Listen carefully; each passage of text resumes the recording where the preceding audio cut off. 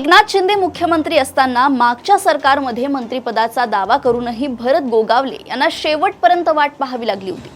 शपथविधीसाठी coat शिवून तयार आहे असे ते अनेक वेळा बोलले होते, परंतु भरत गोगावलेंना अखेरपर्यंत तो कोट घालून शपथ घेण्याची संधीच मिळाली नाही। पुढच्या फडणवीस सरकारमध्ये मात्र एकनाथ शिंदेंनी त्यांना आवर्जून मंत्री केले, परंतु गोगावलेंचे तेवढ्याने समाधान झाले नाही। त्यांना मंत्रिपदासोबत रायगडचे पालकमंत्री पद हवे होते। अगदी पहिल्या दिवसापासून त्यासाठी त्यांचा अट्टहास होता। रायगडचा पालकमंत्री पदावरून शिंदे सेना आणि तटकरे कुटुंबियांमध्ये प्रचंड संघर्ष सुरू होता। दीर्घकाळ चाललेला हा संघर्ष अखेर संपुष्टात आला। राष्ट्रवादी काँग्रेसने रायगडचे पालकमंत्रीपद शिवसेना शिंदे गटासाठी सोडण्याची तयारी दर्शवली। मंत्रिमंडळ स्थापनेनंतर अदिती तटकरे यांची रायगडच्या पालकमंत्रीपदी वर्णी लागली होती, मात्र या निर्णयाविरोधात शिवसेना शिंदे कार्यकर्ते रस्त्यावर उतरले होते।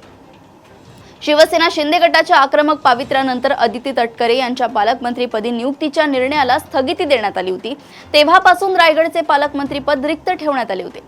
राष्ट्रवादी काँग्रेसचे प्रदेशाध्यक्ष आणि रायगडचे खासदार सुनील तटकरे यांनी आपले राजकीय वजन वापरून पालकमंत्रीपद शिवसेनेला गिळू दिले नव्हते। महायुतीमधील दोन्ही पक्ष पालकमंत्रीपदासाठी आग्रही असल्याने पालकमंत्रीपदाचा तिढा काही सुटत नव्हता।